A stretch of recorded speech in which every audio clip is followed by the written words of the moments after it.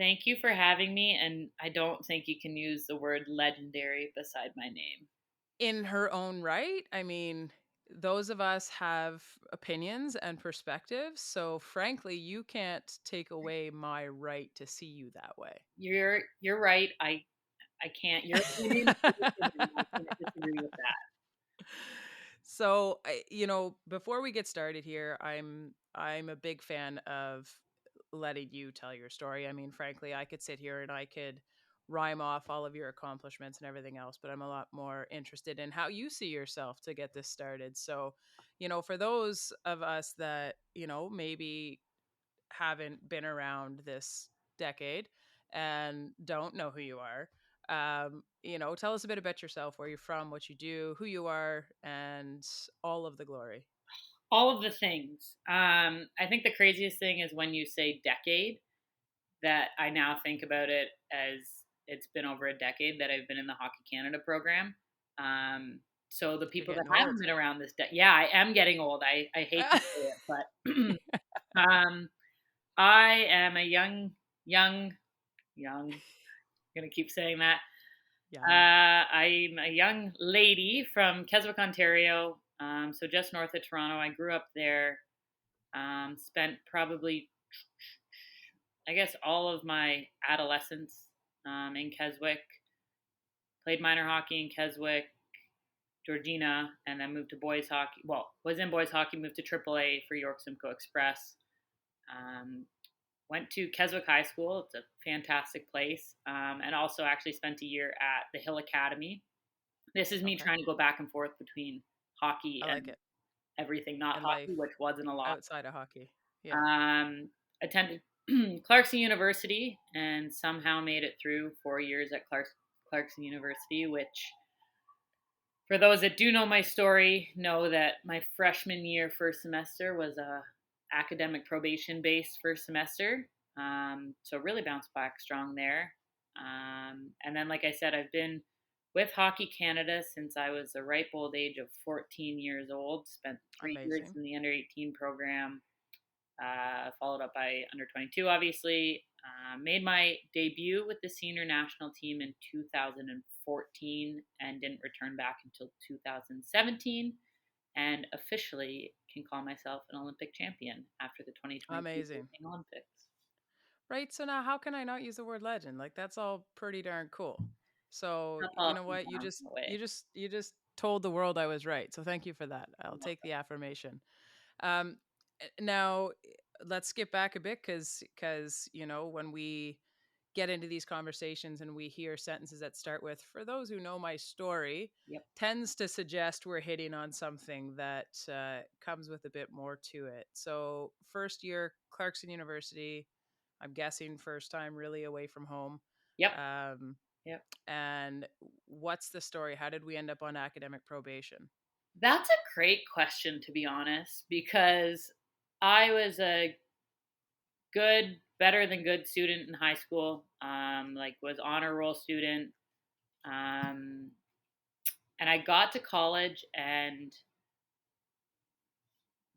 one, it would be beneficial to read the material before attending class, which kind of wasn't something I was used to. But I will flat out admit, like, I'm not a good test taker.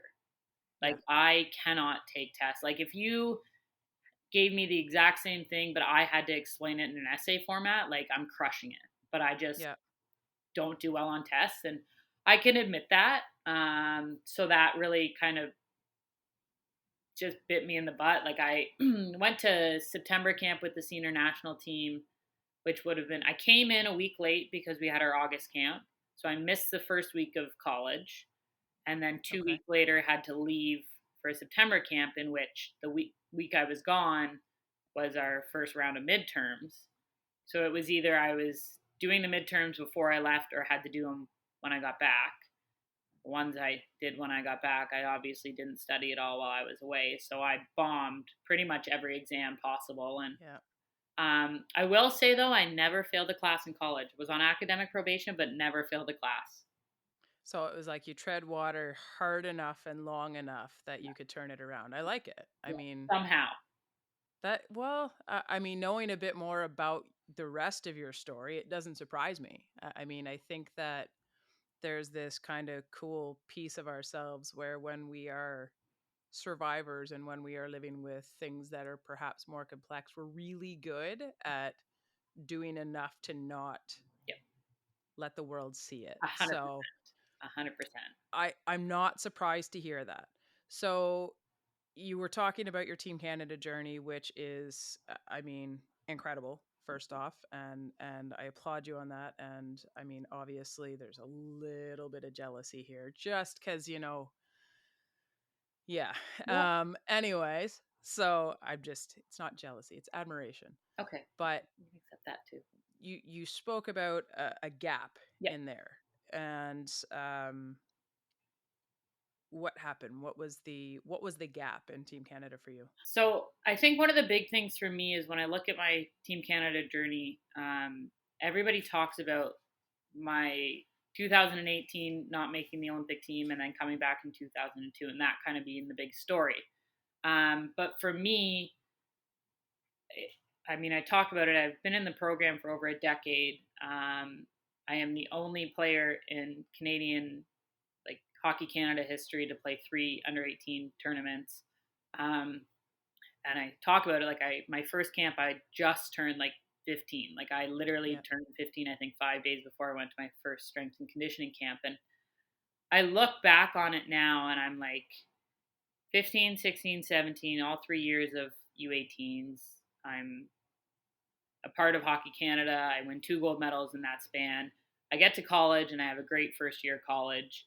And not saying I expected to be centralized, like I was young at Yeah. 2014, but I think that that was definitely on my radar, and something I wanted was to be centralized for those Olympics. And that didn't happen. And albeit had a great year in 2014, um, we won a national championship, and I had an injury. So that was the first time I made my senior team, was at Four Nations after.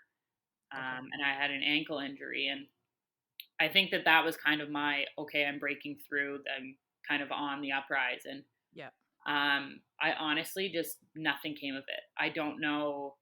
I definitely just, I didn't keep improving. I didn't keep growing with the game. I think my fitness levels were a big issue. I don't think that, I know that. Yeah. But it was always good enough for college. And I think just in trying to balance things, like I had wrapped my head around the fact that Hockey Canada was all that I was. And then I got to my first world championship, which was like, hey, now I'm finally experiencing, like, that had been my dream, was to be at a world championship, obviously Olympics, but a world championship. And Yeah. went to my first world championship, personally did well. We lost the US in the finals in overtime. And again, just kind of rolled that momentum into centralization. And then I think when I got cut in 2018, it was like, okay, smack in the face. Like, it's Yeah. time to wake up, and this isn't just going to be a smooth trajectory.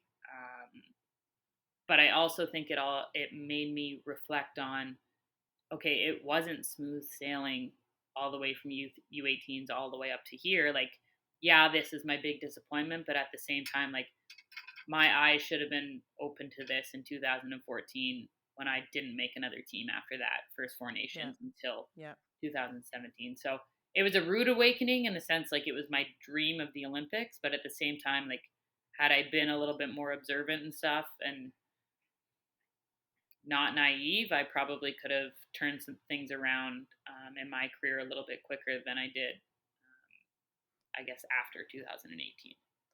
And so then what does that do to you? So I mean, I'm familiar with having your entire identity wrapped up in hockey. Yep. And I'm unfortunately also very aware of the risk of having your identity defined by something that you may not have as much control over as you think. So that moment comes, you don't make the team. Where do you go from there? Where does your head go from there? What's your next step? Goes to the deepest, darkest places, I think, that I can remember. Um, and I think, again, I go back to, if I had opened my eyes and realized that it wasn't all sunshine and rainbows for the last 4 years leading up to Hmm. 2018, I don't think it would have hit me as hard.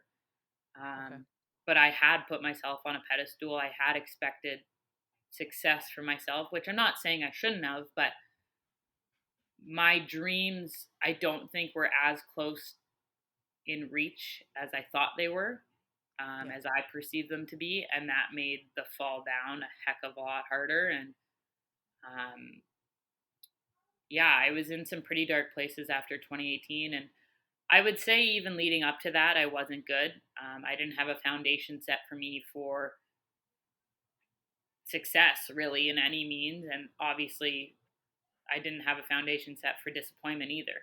To know that I was going to be okay because I hadn't done the work before. So I think if I would have put in more time and effort with myself personally, instead of just worrying about where I was going to go as a hockey player, I think that my success, when I didn't reach it, it wouldn't have been as crushing, Yeah. um, in more ways than just my confidence as a hockey player, in my confidence as a person, and kind of the dark holes that I did turn into.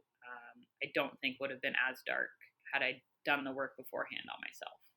So, sitting here listening to this, and again, I have more insight than others, and I'm listening to this, and this could play out two ways. Are we? Is it a grief response to being cut from Team Canada, or were you struggling from a mental health perspective? Was that an underlying issue for you leading up to this, or was this something that triggered that for you? It was without a doubt an underlying issue.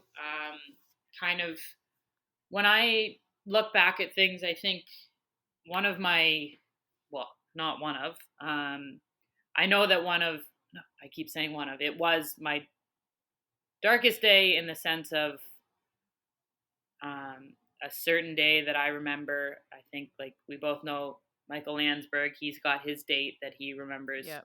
down to the hour. And um, I don't know the exact date, to be honest, but I know that it was in grade 11 that I had one of those days where, like, I'm in grade 11 and I look back at it now, and what I did to myself there and the harm that I caused myself, like, that's a day that should have been a heck of a lot more red flags than it was. Yeah.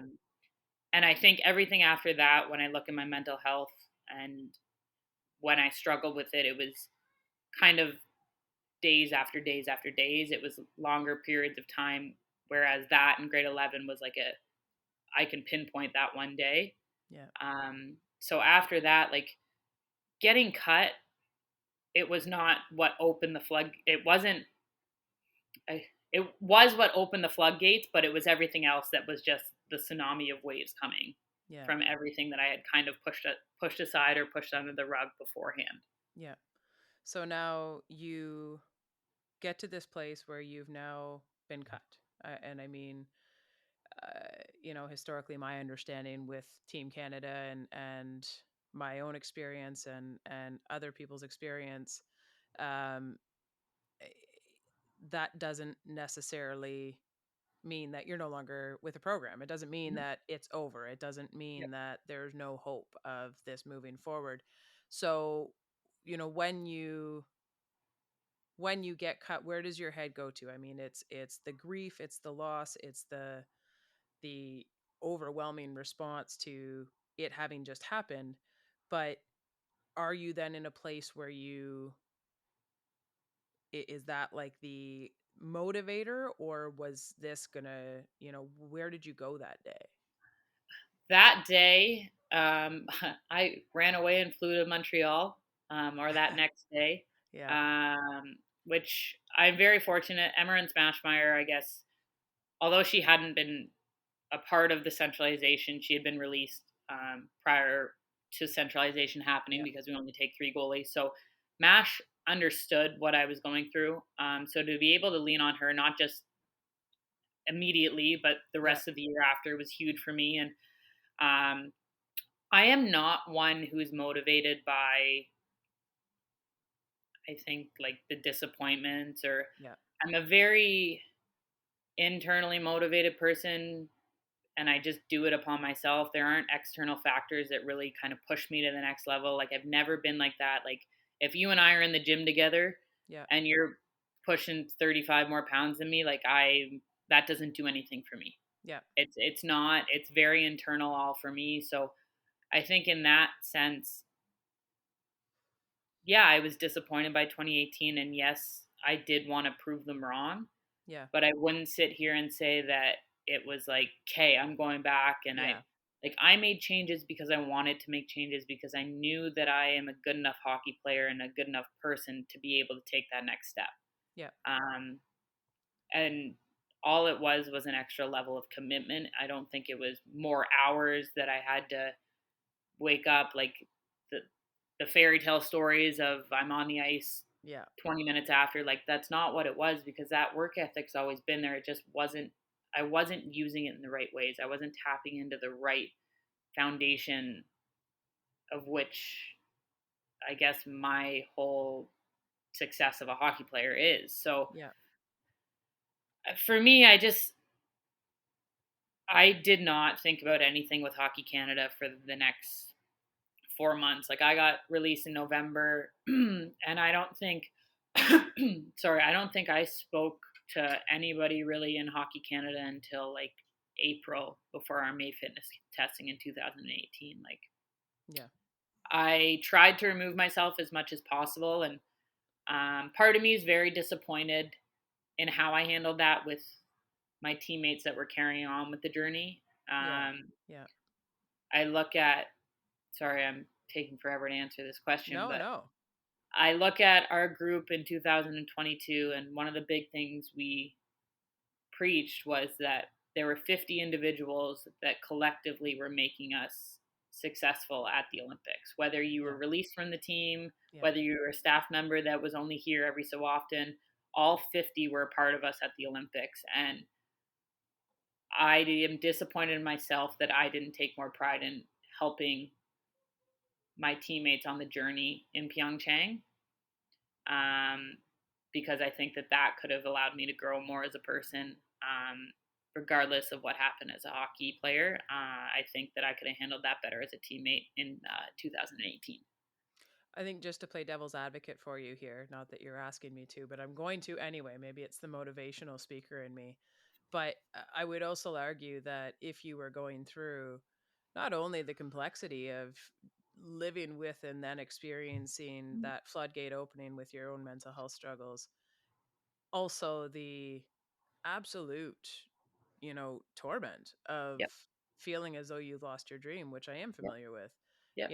There's the flip side of that, which could possibly have been that your presence may not have necessarily been Yep. helpful. Yep. So 100%. I wouldn't necessarily I respect and I understand what you're saying in terms of growing from that journey, and I applaud you for being able to, with hindsight, look back and see that. But I also wouldn't beat yourself up too much about it because I know those moments and I know that feeling of um well, I'm a goalie. I mean, I Yep. know what it is to be sitting on the bench watching somebody else Yep.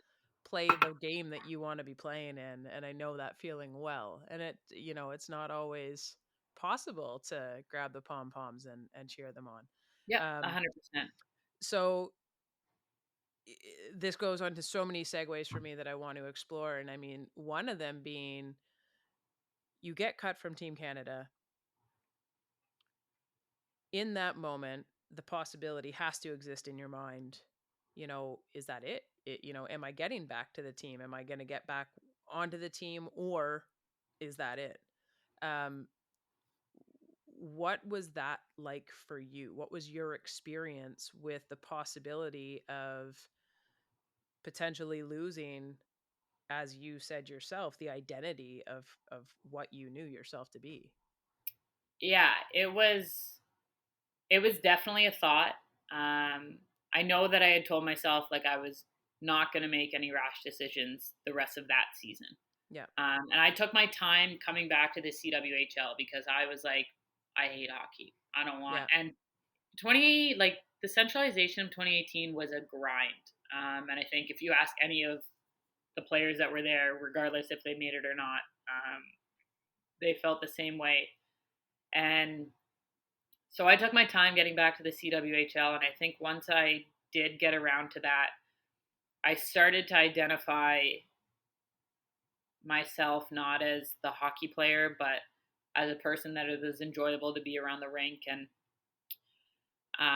that confidence kind of came back. But I think what really hit me is I went to the strength and conditioning camp in May, and we had a Four Nations. Went to camp in September, had a good camp, and I mean, I touched on it. One of the big things was I needed to get fitter. Yeah. And I put in a lot of work with my strength coach in Montreal, Corey Kennedy, and I really felt like I was making a lot of improvements. And I didn't make that Four Nations team coming out of, so it would have been 2018 Four Nations, and I Yeah. didn't make that team. And that was the moment that I was like, I'm done. I'm not Yeah. doing this for another 4 years. I'm not going through this. Like, I made the changes I wanted to make. And like 3 days later, and like I dealt with it how I was dealing with things. Like I got through it, but about 3 days later, Gina Kingsbury calls me and was like, "Hey, like selection for Nations was we're just taking these people to this, but you'll be going to the rivalry series in February." And I was like, "You could have communicated that three Yeah. days sooner because I was about to go AWOL. Like Yeah. I was not happy. I had crossed everything off, like I was done. Yeah. And once we had the conversation in a mature manner, it was understandable to see that Yeah. there was a plan in place. But I think that it was just like, oh, I've done everything that I can, and it's still not good enough. And I was like, Yeah. I'm done. I'm not. And it was kicking the gut. But um, yeah, we just had to be mature and have proper communication. But it was it was good to know that the work that I had put in had been noticed, because Yeah. that's what I was, I think, most frustrated about, is that I had made the decision to change things, and in it wasn't good enough right away, but obviously it was. It just was in a different manner, I think. Yeah. So don't make the Four Nations team. Clearly, the program's not done with you. Sounds like at this place you find a moment of peace in this conversation with Kingsbury, and get to a place where you can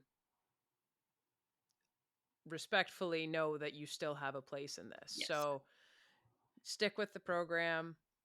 What happens from there? What happens from there is that the year? I think it's the year. I came back and won CWHL Defenseman of the Year. Um, was named assistant captain in Montreal, which Montreal's a tough place to be a leader, but it was something I was very proud of, in the sense of they didn't know me. Like, it's not like it's Toronto and I've grown up Yeah. around coaches here and there. Like, they Yeah. didn't know me and they had the respect for me, and that's something I've always pride myself in, is my leadership. Yeah. Um, made the rivalry series team, played well, and then went to Espoo, Finland, which, all in all, when looking back at it, and that quad was not a good spot for us as a team, and winning bronze. Um, but for me personally, it was just getting all of my things in check in life. I think once I had that call with Gina, it was like, okay, I know, like, we had the CWHL then, so it was just a weekend thing every Yeah. weekend. Like, we were kind of getting into the routine of that. I was coaching at the time, I was loving that. I had my dog, so I was enjoying his company. Like, it was just, I was putting pieces of my life back together, I think. Yeah. Yeah. I was seeing a therapist. I was doing different things that were helping put me in a position to not even just succeed, but just to be happy. Um, so yeah, I did a lot of work on myself that year. I think, as much as the centralization year after getting cut was a lot, I think I took the time I needed to do what I needed to do and deal with however I was dealing with it. Yeah. But I think that next year it was like, okay, now I have the tools in place to actually learn how to do things and deal with them. And I think it was a big turn of the page and kind of on to the next chapter for me. So I think it was 2020. I could be wrong, but I'm pretty sure it was 2020. Um, you wrote an article for Hockey Canada. And one first off, share a bit about that article, and why did you do that? Why were you compelled to do that? Um, I don't know how the conversation started, but one of our media people with Hockey Canada reached out to me, and it was around um, Mental Health Week or something. It Yeah. was October. I think it was October 20th that it came out, Yeah. and My they had birthday. asked with Thank what? you. My birthday. Thank you. You're welcome. Thank you for giving me a reason to share something. Um, and they approached me as I had kind of started to talk a little bit more of what my struggles had been with after getting cut in 2018 and just being more outspoken about what I was dealing with. I think also I was having confidence now to have conversations with people on our staff with Hockey Canada about how I was doing, if things weren't good for me, why that was. Like, it's not like, hey, I'm just in a bad mood. Like, this Yeah. is like one of the big conversations I always had with our one mental skills coach was when I would change medication, I often lose my appetite. Yeah.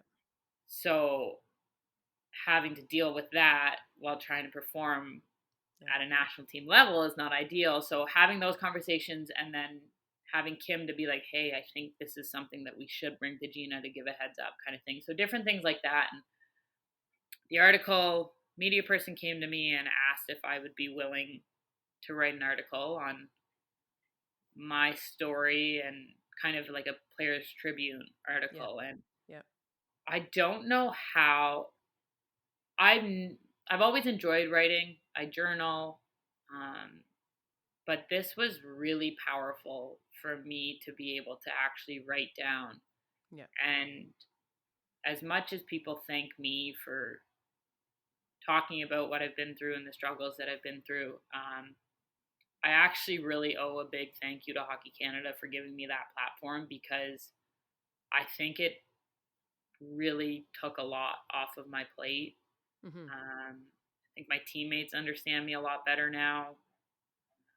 I know my friends and my family have always kind of known, but I think some of my family members read a lot more than they knew.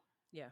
Yeah. Um, and yeah, it was a pretty emotional. I remember that day I was up at the cottage and my phone blew up, and I was so overwhelmed. And my mental skills coach that I was talking about, I had kind of continued to send it back and forth with her for drafts, and we had done a great job, like talking about what we did and didn't want to share. And Yeah. at the end of it all, we just said, we're like, um, how do I deal with this now? Like Yeah. this, it's not backlash, but all this that's coming out of it. And Yeah. in hindsight, Kim and I are like, well, we weren't very prepared for what was to come from that because it was Yeah. fantastic, but it was so friggin' overwhelming that it was Yep. like, and back in a rabbit hole I go because like Yeah. the people that would reach out to me and I feel so thankful, but I'm like, oh my gosh, like I am at Yeah. the time I was 25 and I'm like, I can't talk to you about your 6-year old child. Like I don't know how Yeah. to, I'm not equipped to, I can tell my story and I can tell you how I deal with things, but like Yeah. I can't, I don't feel like I have the right or the power to give advice or Yeah. anything like that. And so it was a lot. It was a lot, but I am very thankful for it. Yeah. And I mean, it was, as somebody who went through similar experiences and with the program long before you, because when I joke that you're getting old, we all know that I can't joke that you're getting old.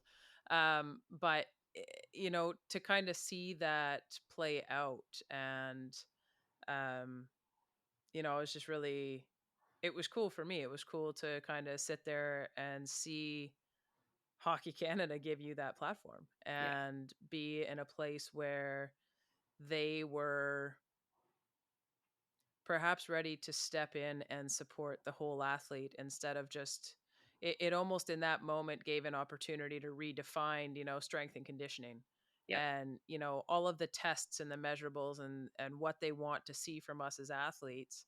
And now all of the sudden we are considering this whole other realm of the person Yeah. that does in fact give you an opportunity to be a stronger player, to be a Yeah. stronger teammate, to be a stronger leader, because it takes all of those things off the table. And I love that about your story.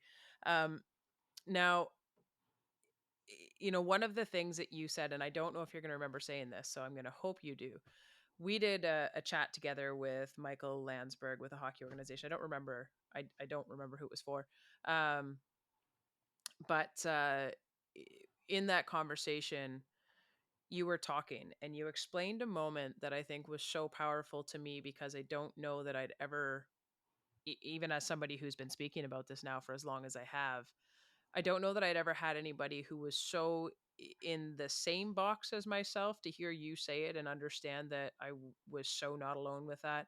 And you were talking about after the Olympics, you guys had won a gold medal, and you got back into the change room, and you were looking around at all of your teammates celebrating and being excited for this, and you could still in yourself see or feel that difference in terms of, can you explain that a bit if you remember what I'm talking about? I'm trying to tiptoe into it so that if you don't remember we can just ignore this, but No, I think one of my big things was the celebration, but I was also so terrified of what was to come, yeah, um, and coming down from the high that the Olympics is. yeah, Uh, it was a big fear of mine, honestly, from the day that I was named to the team. Like, I was like, this is what I have been, 27 at the time, but 27 years of my life, like, I was like, have wanted to go to the Olympics more than anything. Like, I would say that there are two things that I have dreamed about my entire life, which are the Olympics and having a family. yeah, And the having a family part, like, that kind of, that's obviously down the road, but it's also like you don't know when exactly it's going to happen. Whereas the Olympics, I'm like, these are the dates and this is when I want to be there. And being in the dressing room, like, I took it all in by all means, but I just remember afterwards, like, it was like I was almost backtracking in the sense of I don't want it to keep going forward because I know as soon as I get on that airplane and go home, like, what next? yeah, And I think part of me is still like that. yeah, I think there's a conceived notion that as an Olympian, you're on another pedestal. Um, like, you look at a Penny Alexiak, Michael Phelps, Sarah Nurse, like a Tessa Virtue, and I put those people. Maybe this is just me personally, but like, I put those people on pedestals for what they've accomplished at the Olympic Games.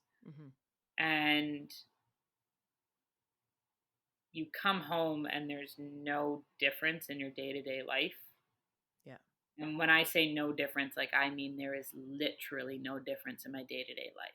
yeah, Like, I live in a building, and I bet you not one person knows that I have an Olympic gold medal sitting in my house here. Like, it's like, and I'm not saying that I expect it, but there's different things that you realize, like, my life hasn't changed an inch.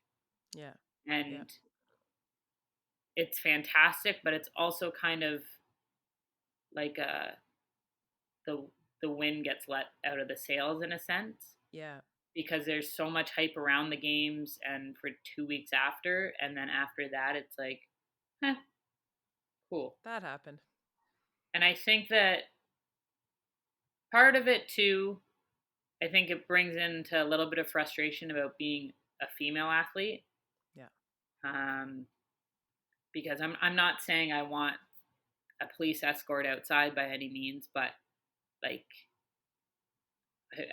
I would like a little bit of just equal respect that our male counterparts get. yeah, Um, And in that sense, it's like we're still fighting for the exact same things as female hockey players. And so it was this coming down from what I had built up for 27 years of my life Mhm. to really come back to exactly where I was, Yeah. albeit with a gold medal, which is fantastic. But It it's helps a just like little. it does. But it's like nothing has changed. And Yeah. it takes a lot to remind myself of that and kind of stay on top of that kind of day to day life. So, if you don't mind me asking, because I know we haven't actually mentioned it here, and if it's not something you feel comfortable with, do you have an actual diagnosis in terms of your mental health? No, well, no, I would say Okay. no. Like, I don't actually, seeing as I was literally 14 when I started on medication, like Yeah. They're just maybe, medicating you for yeah, like stuff. like I have anxiety and I, I know, no, I don't even have a family doctor, so I don't really know. Yeah. So yeah, I I know that just, journey well. yeah, I know that journey yeah. too well. So Yeah. any doctor that sees me now, usually I've known for 15 years with Hockey Canada, so I see Yeah. them every year, once a year maybe. So Okay. no, I guess I technically don't have a Okay. diagnosis, but So let's go back for 1 second. You were just touching on, and I think that it's it's discouraging. It's disappointing for me anyway.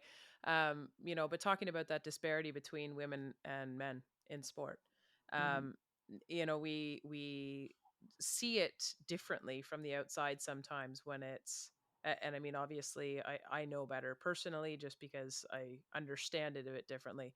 But what is that struggle like? What is that struggle really like? I mean, you get over to the Olympics, you're watching the men, you're watching their journey. And now, gratefully, I will say this, I do actually think more people watch the women's Olympic hockey than men's 100%, at this point. So, I mean, 100%. I love that fact, and I'll say it over and over again as often as I can.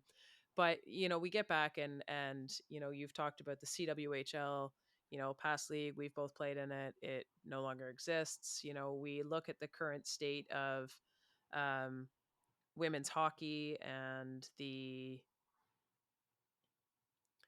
shall we say, battle to create Mhm. a mutual understanding of what the highest league should be, what it should look like, what it should offer the players. Did I do that diplomatically enough? That was good, I right? think so, because it's not even just like the one thing I will say is it's not a battle between two sides, it's a battle amongst every female athlete, Women which in is why, general. yeah, Yes. which I think Yes. is where people struggle because they're like, "Oh, it's Yeah. a battle between two sides," and it's like, no, it's a battle No. collectively to make Yeah. something, yeah. So and yes, and and exactly, and different ways to go about fighting for it is exactly, how I see it. I mean, yeah. as somebody who's not in the leagues at this point, although I can still skate if anybody ever needs a goalie. But yeah, I'm old, I know. But I that's the way I see it, is it's just collectively women of a very elite level of hockey in this instance who are going about fighting for the same thing differently, and hopefully someday we see everybody get to that place where it exists. But I mean, how hard is that? How hard is it at this point to, because I remember back when I was in the league and trying to manage getting older and having the responsibility of family and mortgages and bills and life and a job and so what does that look like now? Like, how does that translate for a female athlete today?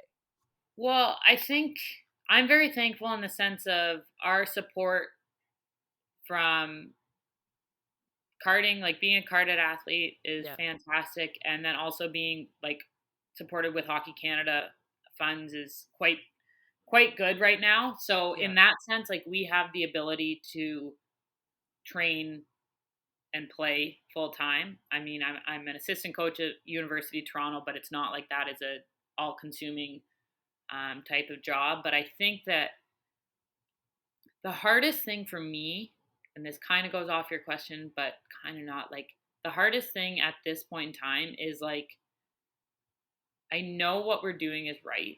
I know that this is what is needed, not just for us, but for the future of our game. Um, but it is tough to sit there and not have a league.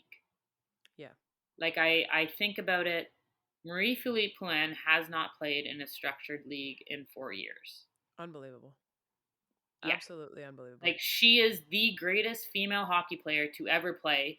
Will probably be in the top 10 conversation of greatest hockey players to ever play the game based on her successes. Yep. Yep. And she has not played in a league for 4 years. And that's where it gets hard to swallow. Um, just that it's like it needs time to develop. I completely understand that. I completely understand the business side of it because we want to get this right. Yep. But you sit here and as an athlete, all you want to do is play. Yeah, And it's absolutely. these are prime years of my career. And it's just like, unfortunately, how the cards have been laid out. Like, this is just the way it's going to be. And we're going to get there. And I know that we will. And I'm extremely excited for that. But at the end of the day, like, you sit here and you're like, well, it's just sucks, Yep. which is not even the right way to put it, but at the same time, like, that's what it comes down No, to it is like, does. Yeah. I wish that we could play more, and we are doing everything that we can to put ourselves in the best possible positions for the year that we have. Like, I Yep. can't say enough good things about what the PWHBA is doing, but it's just like, ugh, shoot, like, we Yep. don't get to play, and that's where it's just like, it is what it is, but it's also just a crummy situation. Yep. Yeah. And I mean, I don't want to go into it too far because, to be Yep. quite honest, I don't have enough of the information Yep. to not ignorantly misguide the conversation. So I'm not going to do that. I respect But that.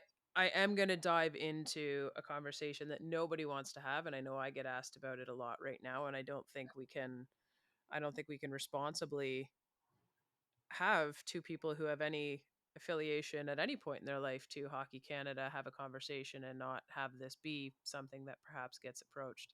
And that being the current state of Hockey Canada. And I mean, where does it go from there? I mean, are we in a position now where this is the demise of Hockey Canada? Is this something that we recover from? Is it is this undoing necessary? Um, what's kind of the feel from inside Hockey Canada at this point as a player, respectfully, Yep. um, and is this is the rest of the country, is the rest of the world being unfair to Hockey Canada right now, or is it accurate criticism? Well, I will start by saying this is all personal opinion Absolutely, that I am 100%. saying. I'm not going to speak on Speaking behalf on of. behalf of Erin Ambrose, Yes. yes, And I kind of go back and forth. I think that, let me be clear on what I go back and forth on. Because there are some things I'm very, yeah, like, I go back and forth on different parts of, I think it was mishandled 100, 1,000, like, beyond belief. I think that it's been acknowledged ish that it was mishandled. Um, but I think that there's different parts of what Hockey Canada is. Like, Hockey Canada is the whole branch itself, oversees very many different pieces, whether that be minor hockey, whether that be the high performance side, and within the high performance side, the different trees of yeah, that. And I think that it took me a little bit because I was grouped onto obviously that one side. And it was hard for me to fathom being able to be out there and be representing that. And um, I don't think that there's a lot of it that I can completely relate to, in the sense of, I that culture is not what we on the women's side have. yeah, Um, I've never been more proud to be a part of a group than I am of the Hockey Canada women's national team program. yeah, Like, and I stand firm with that. Like, that group, that culture that we have created is the best I have ever seen. Whether I've had a hand in coaching or playing in any group, Yeah. how we lift each other up and push each other to be stronger is something I cannot even begin to explain to other people. So I think when I look at it in that from that perspective, that I am so proud to be a part of and so proud to represent. And that's where I have to kind of separate it to not look at the other pieces of Hockey Canada in which have rightfully been disgusting, Yeah. to put it lightly. But that is not how or what we associate with. Um, Unfortunately, obviously, we wear the same logo. Yeah. Um, and I think that there has been some,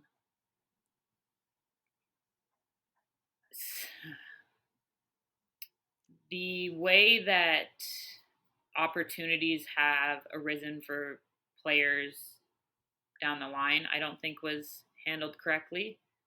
Again, from a personal standpoint, I think Yeah. that,